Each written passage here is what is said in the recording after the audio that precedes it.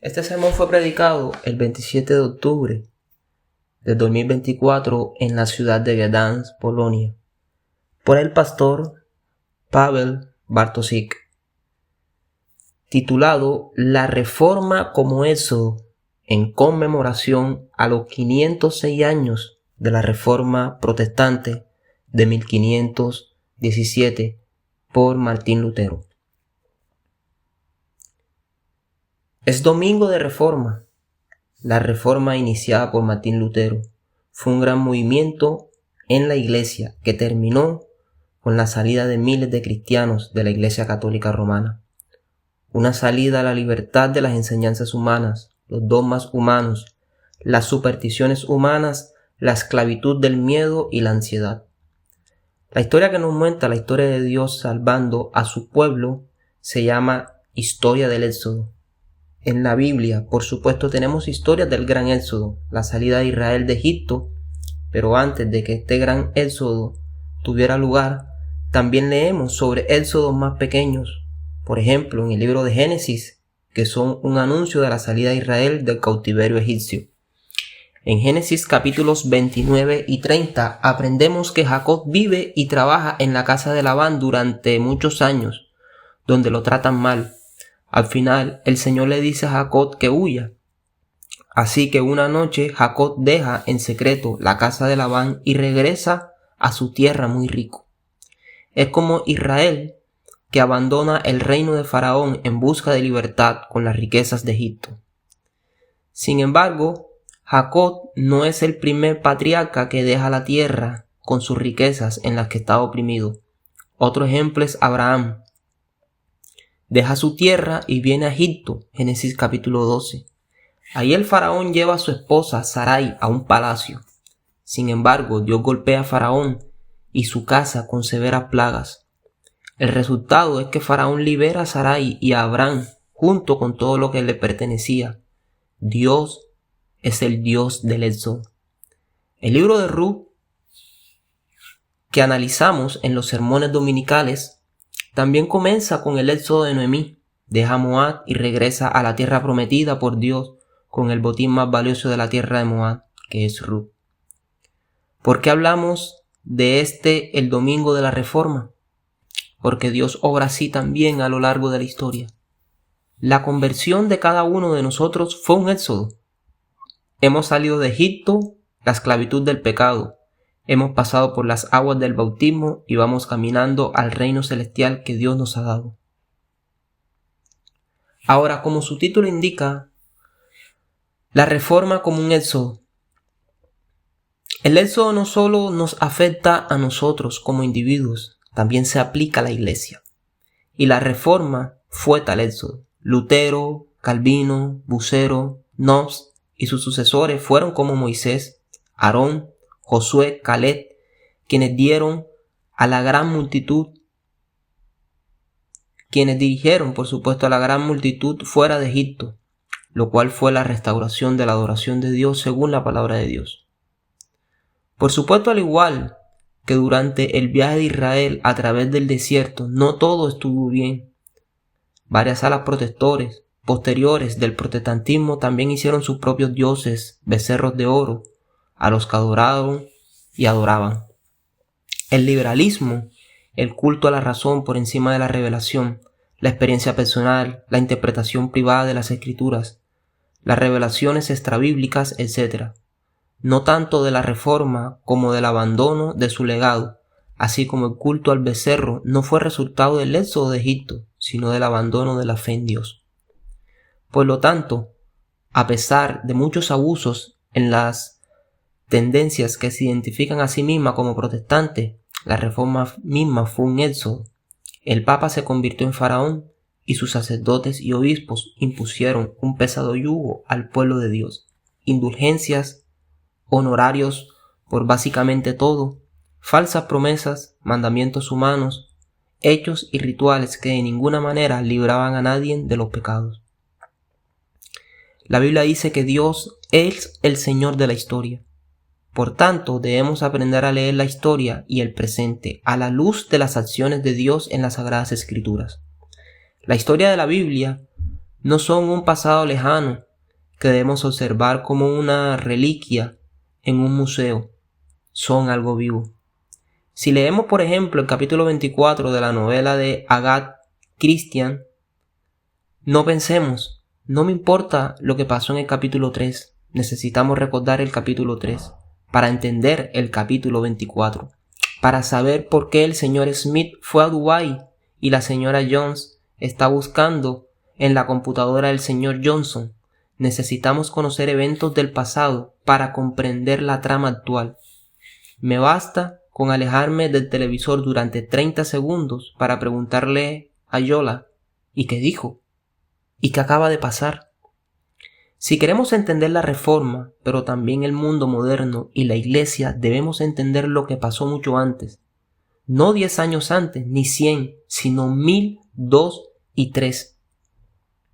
En la historia de la Iglesia, en los tiempos de Jesús, podemos ver patrones similares a los de la historia de la Iglesia antes de la venida de Jesús.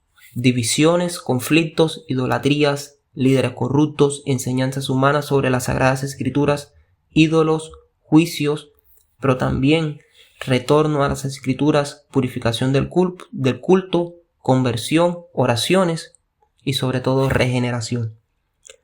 Por lo tanto, para entender la Reforma debemos ver cómo Dios levantó jueces durante la apostasía, cómo Dios envió profetas a reyes impíos y finalmente cómo Dios envió a Cristo, quienes reprendió a los sacerdotes infieles y a los líderes religiosos judíos que se jactaban de ser sucesores de Abraham. No estemos participando simplemente de la historia contada por Dios. Ciertos elementos de esta historia se repiten.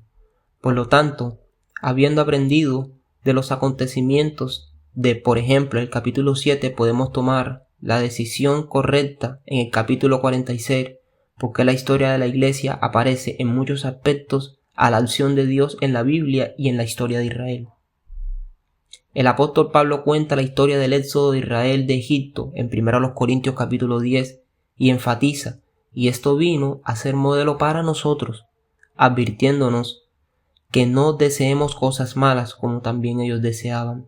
1 Corintios capítulo 10, versículo 6.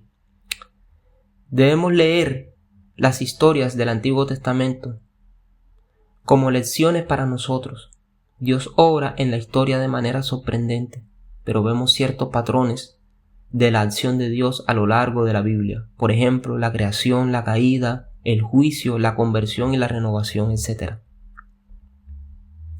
Israel fue liberado de la esclavitud egipcia. La Reforma fue la liberación de la esclavitud romana. Sin embargo, observemos que la salida del cautiverio egipcio no es el final del libro del Éxodo. El Éxodo tiene lugar en el capítulo 14 y el libro del Éxodo termina en el capítulo 40. Cuando miramos el principio y el final del libro, notamos lo bien que encajan. Al principio Israel está esclavizada por un rey malvado, Faraón. Al final del libro, el Señor mismo se sienta en el trono del tabernáculo como rey de Israel. Éxodo capítulo 40, versículos 34 y 38. Al comienzo del libro, los israelitas se dividen a construir graneros para el faraón. Al final Israel todavía está involucrado en la construcción de un templo para el nuevo rey, Yahvé, en la tienda del encuentro. En los primeros versículos del libro, Faraón afirma que Israel le pertenece. Sin embargo, Dios declara claramente que Israel es su propiedad. Capítulo 4, versículo 23 y capítulo 8, versículo 1. Al final del libro vemos cómo Israel ya está sirviendo al nuevo Señor. La Reforma fue algo similar. ¿A quién debe servir un cristiano? ¿Quién es el Rey Supremo? ¿Quién es el Señor de nuestra conciencia? ¿El Papa o Cristo? ¿La Iglesia o la Biblia? ¿Para quién deberíamos construir un templo? ¿El sistema romano o para Dios? La salida de Israel de Egipto fue importante, crucial, pero no fue el final. Recordemos lo que pasó después. Debido a los desafíos y adversidades, algunos hebreos regresaron muy rápidamente a Egipto. Muy pronto se utilizaron vasijas de oro de Egipto para construir un becerro de oro. Ciertamente hubo fundamentalistas entre el pueblo de Dios que cuando salieron del cautiverio quisieron ahogar todos los tesoros de Egipto en el Mar Rojo. Es inmundo, es secular, es más seguro así. Más tarde, cuando vieron el creciente negocio de la adoración del becerro de oro, pudieron decirle con sensación de triunfo a Moisés: te lo dijimos, hubiera sido mejor hundir todas estas riquezas. Ahora ves lo que está pasando. ¿Significaron el culto a los becerros, la apostasía y las quejas que el éxodo fue un error? ¿Significa esto que saquear a los egipcios estaba mal? No. El problema estaba en el corazón de las personas, no en las cosas. Algunas personas ahora dicen: tienes tu reforma, veas esta corrupción moral en las iglesias protestantes de Occidente. Verás, la reforma fue la caja de Pandora. Abrió la puerta a todo tipo de abusos, corrupción, anarquía eclesiástica, insubordinación, herejías, etc. Respondemos: no. El problema no estaba en la reforma, sino en el corazón de un hombre que usaba algo bueno para propósitos malos. El liberalismo, el fundamentalismo, el carismatismo no son frutos de la reforma, sino del abandono de sus postulados, la autoridad y claridad de las enseñanzas de las Sagradas Escrituras, el apego a la historicidad y continuidad de la fe y de la Iglesia, las verdades inmutables de la Biblia expresadas en las confesiones de fe. Acusar a los reformadores de apostasía posteriores al protestantismo, es decir, que el Éxodo fue la caja de Pandora porque sus resultados fueron rebelión, desobediencia, quejas, divisiones y muerte. Una generación entera murió y no entró a la tierra prometida. ¿Tiene sus efectos del Éxodo de Moisés? Quizás cuando las noticias sobre los pecados de Israel llegaron a Egipto, se comentó de manera similar su partida. ¿Y para qué fue?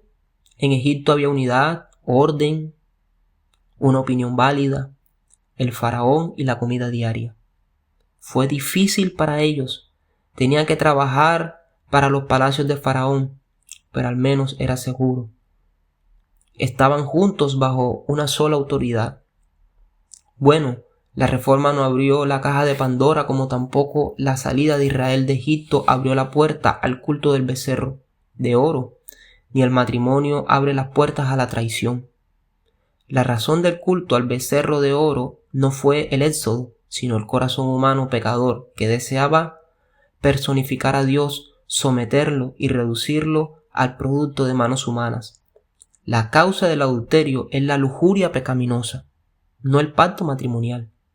La causa de la corrupción espiritual y moral en las iglesias protestantes no es la reforma, sino el alojamiento pecaminoso de su confesión. Solo las Sagradas Escrituras. Una generación más tarde, Acán se apropió de los tesoros de Jericó y los escondió en su tienda. Vi entre los despojos un hermoso manto de Babilonia, 200 siclos de plata y una barra de oro que pesaba 50 siclos. Josué capítulo 7 versículo 21. Él no haría eso en Egipto. Allí ni siquiera se le ocurriría robar objetos de valor del templo. Este éxodo solo provocó patologías. Mira lo que está haciendo este Israel libre. Sin embargo, la historia del éxodo de Israel de la esclavitud, a pesar de sus numerosos pecados, idolatría y divisiones, no indican que la libertad sea peor que la esclavitud. Más bien, declara que la libertad significa responsabilidad y fidelidad. Sin embargo, también nos recuerda que la idolatría puede penetrar más profundamente. Esto también lo vemos en la iglesia. A menos que Dios nos guarde de su gracia, tenemos una tendencia natural a regresar a las tinieblas de nuestros antepasados, la oscuridad de la que fuimos rescatados. Los tradicionalistas y conservadores no se sienten cómodos cambiando su dieta a mamá y codornices y vagando constantemente hacia lo desconocido. Aquí nací, aquí moriré. Egipto y sus dioses son mi hogar. He pasado toda mi vida aquí. Mis padres vivieron aquí. Aquí tenemos tradiciones familiares. Aquí tenemos una religión pacífica y segura. Aquí oramos a Dios y todo está bien. ¿Por qué cambiarlo? Salimos de aquí y ¿qué pasará? Nos consideran rebeldes. Faraón nos pondrá maldición y anatema.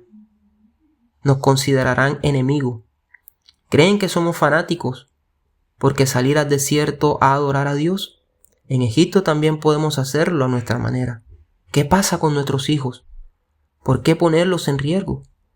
Que se queden con los niños egipcios. No habrá faraón en el desierto. Entonces, ¿quién nos gobernará? ¿Quién nos dirá cómo vivir, creer y pensar? Cuando algunos hebreos escucharon sobre el plan de Dios de salir de Egipto, probablemente pensaron, cambiemos algo en Egipto. Es cierto que algo se puede cambiar en Egipto.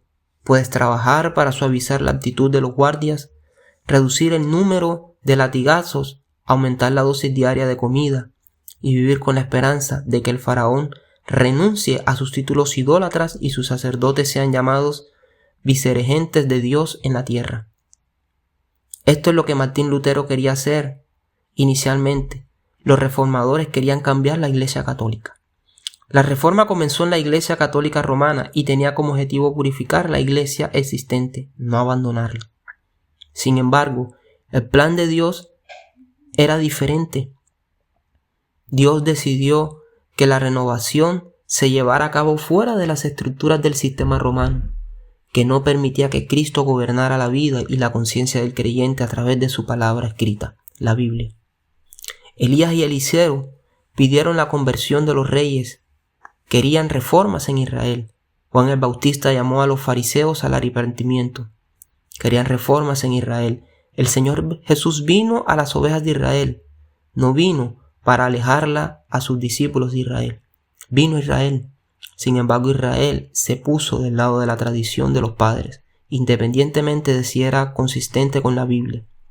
Esto es lo que querían nuestros padres. No importa que los padres apedrearan a los profetas, es importante que nos sintamos seguros manteniendo sus costumbres. Matemos a otro. Debido al rechazo del Mesías y del Evangelio por parte de la casa de Israel, el Evangelio se difundió no en los palacios y el templo, sino entre los recaudadores de impuestos, los pecadores, las prostitutas y más tarde entre los gentiles. El problema comienza cuando en nuestra perversidad buscamos una excusa para quedarnos en Egipto. Siempre habrá quienes nunca abandonarán Egipto, lo llamarán reforma desde dentro. Hoy escuchamos la acusación. ¿Por qué es necesario este día de la reforma? Es triste página en la historia de la Iglesia. Lloremos juntos en lugar de beber vino de alegría. ¿Por qué le cuentas esto a tus hijos con gratitud? ¿Por qué celebran la división? ¿Por qué avivar las diferencias? ¿No es mejor decir que hubo un Egipto con una religión, un faraón con sucesión? ¿No sería mejor vestirnos de púrpura y cilicio y estar juntos otra vez? A veces escuchamos llamados para que nos olvidemos de todo y nos sentamos a conversar, cuyo propósito es que no debemos hablar mal de los cananeos que quieren casarse con nuestras hijas. No debemos hablar mal de Astoret en las alturas, del incienso a la reina del cielo, sobre las largas tradiciones de no arrancar mazorcas de maíz en el Shabbat, etc. La respuesta es, podemos hablar, pero en estas conversaciones la palabra apostasía aparecerá con más frecuencia que el diálogo. Más a menudo que unidad aparecerá la palabra verdad. La palabra de Dios aparecerá con más frecuencia que las costumbres. Si estás preparado para ello, entonces seguro te invitamos a hablar. El Evangelio es la historia del Éxodo, sobre cómo Dios nos saca de la esclavitud del pecado. Viene un nuevo Moisés, un nuevo Josué, un nuevo Eliseo, el Señor Jesucristo, y liberará a su pueblo y lo lleva a una tierra que emana verdaderamente leche y miel. Sin embargo, incluso en la iglesia primitiva habían cristianos que querían volver a la circuncisión, los sábados, las normas alimentarias y los lavamientos. Conocíamos esa realidad y ese orden. Quizás no nos preguntamos si estaba bien, porque nuestra tradición así lo decía. Los fariseos y los sacerdotes decían que era bueno. Los judíos se convirtieron a Jesús y fueron bautizados, pero todavía anhelaban la antigua vida.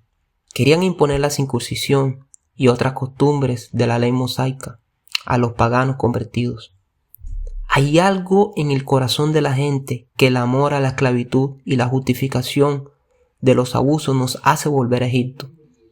Pero eso necesitamos orar por fe, coraje y poder del Espíritu Santo. La obediencia a Dios es más importante que calcular los costos de si vale la pena obedecer a Dios. Después de todo, puedes evangelizar a Egipto siendo parte de él. ¿Por qué dejarlo? ¿Por qué los hijos de Israel debían salir de Egipto? ¿Cuál fue el propósito de liberarlo? Y Jehová dijo a Moisés: ve a Faraón y dile: esto dice Jehová, deja ir a mi pueblo para que me sirva. Éxodo capítulo 8, versículo 1. Porque Israel saldría de la esclavitud. No entusiasmarse con la libertad. Hay personas que abandonan una comunidad apóstata y se van al desierto y corren por él gritando: soy libre. Hay libertarios, conservadores sin Dios, para quienes la libertad personal es la meta, el valor más alto, un ídolo personal. Pero Dios no quería que la libertad fuera la meta. La libertad era un medio para lograr un fin. El objetivo era glorificar a Dios en verdad. La meta era la nueva cultura de Dios fuera de Egipto, nueva ciudad, nueva tierra. Si no has aprovechado la libertad que trae el Hijo de Dios, no importa mucho si sirves al faraón o al ídolo. Libertad. No hay verdadera libertad sin Cristo. Así que si el Hijo os librare, seréis verdaderamente libres. Juan capítulo 8, versículo 6. Solo aquí hay verdadera libertad. Si no sigues fielmente a Jesús, no importa cómo te sientas encadenando o cómo sabe la comida servida por los cocineros de Faraón. La cocina egipcia puede ser realmente buena, pero si comes en cadena, no estás comiendo una comida de verdad, porque una comida de verdad es una comida de libertad. No es solo el estómago y la comida, sino también la alegría, el canto, la risa, la oración, el agradecimiento. Dios no dijo: adórenme en Egipto y así que amen a Egipto. Él dijo: sal de Egipto. Si todavía estás atrapado en Egipto, no importa lo que tu pastor o tú vista durante el servicio. Si el órgano suena como debería, si el techo de la iglesia luce glorioso, a nadie le importa el estilo de música y el aspecto de la cubierta cuando el Titanic está a punto de hundirse. Nadie piensa en ese momento si el capitán lleva su uniforme. Nadie habla de si sus botones están bien abotonados, de qué tipo de vino se sirve. No estamos llamados a recoger objetos brillantes de los escombros viejos. Estamos llamados a construir una nueva ciudad. Para eso fue el Éxodo. Para eso fue la Reforma. Amén.